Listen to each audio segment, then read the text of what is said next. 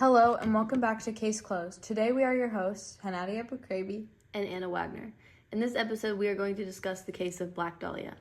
On January 15, 1947, in Los Angeles, a woman walking with her child noticed something strange lying in a vacant lot. At first, she thought it was just a mannequin someone had thrown away, but when she got closer, the truth was far more disturbing. The body belonged to 22-year-old Elizabeth Short. She had been brutally murdered, her body mutilated and cut cleanly in half. Even more horrifying, her face had been altered in a way that shocked investigators and the public. The case quickly spread across the country, fueled by newspapers and growing curiosity. Soon, Elizabeth Short became known by a name she never used in her life, the Black Dahlia. More than 75 years later, her murder is still unsolved. So how did this case become one of the most famous mysteries in history? Elizabeth Short's nickname Black Dahlia didn't come from her friends or family. It came from the media after her death. Reporters were eager to create a story that would grab attention, and the name helped build a dramatic image around her life.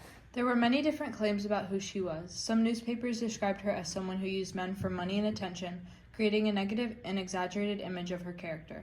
Others claimed she was determined to become a Hollywood actress and may have made enemies while chasing fame.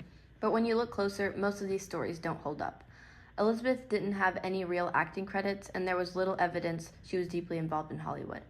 In reality, she struggled financially and worked small jobs like waitressing and cashiering. She often depended on others for meals, rides, or a place to stay.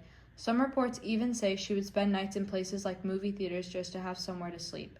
The name Black Dahlia may have come from her preference for wearing black clothing, or possibly from a popular movie at the time, The Blue Dahlia.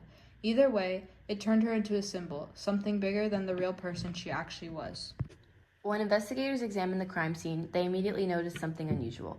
Despite the severity of the injuries, there was no blood at the location.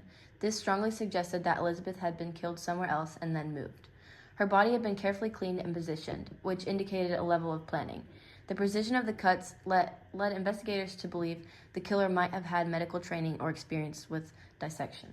Because of this, police began looking into medical students and professionals, including those connected to the University of Southern California. However, none of these leads resulted in a confirmed suspect. Identifying Elizabeth was also really difficult. Her injuries were so severe that investigators had to rely on fingerprints to confirm who she was. Fortunately, her prints were already on file due to a previous arrest for underage drinking and an earlier job application connected to an army camp. At one point, someone claiming to be the killer sent letters to authorities. This raised hopes that the case might finally be solved. Investigators searched their records for matching fingerprints, but nothing ever connected back to a known individual. With no solid evidence and no clear suspect, the investigation began to lose momentum. As the case went cold, theories began to grow.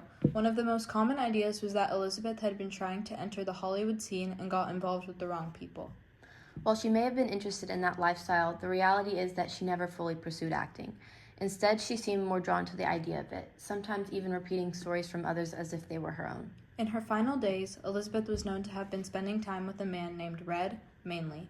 He claimed he could help her get into films, though in reality he was not connected to Hollywood whatsoever. Their relationship didn't appear to be serious.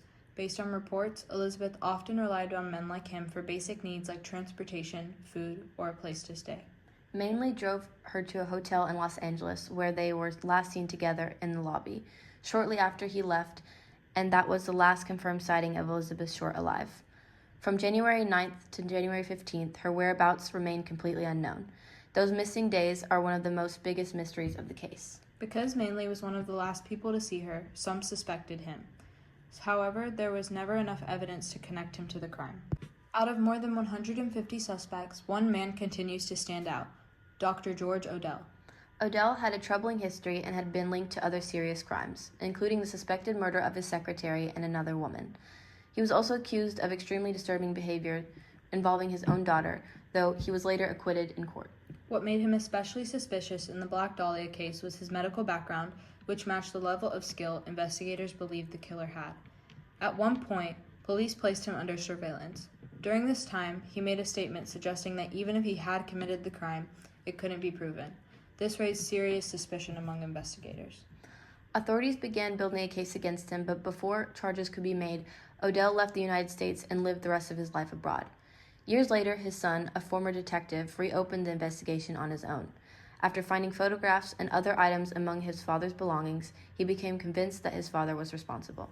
He even conducted searches of the property and claimed to find evidence that supported his theory. Although his claims gained attention, none of it has officially been proven in court.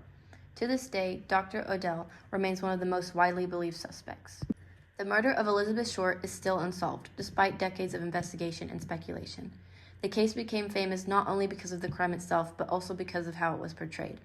Media coverage turned her into a mysterious figure, often spreading stories that weren't fully accurate. Over time, the truth about her life became harder to separate from fiction. What remains is a case filled with unanswered questions about her final days, the identity of the killer, and whether justice will ever be served.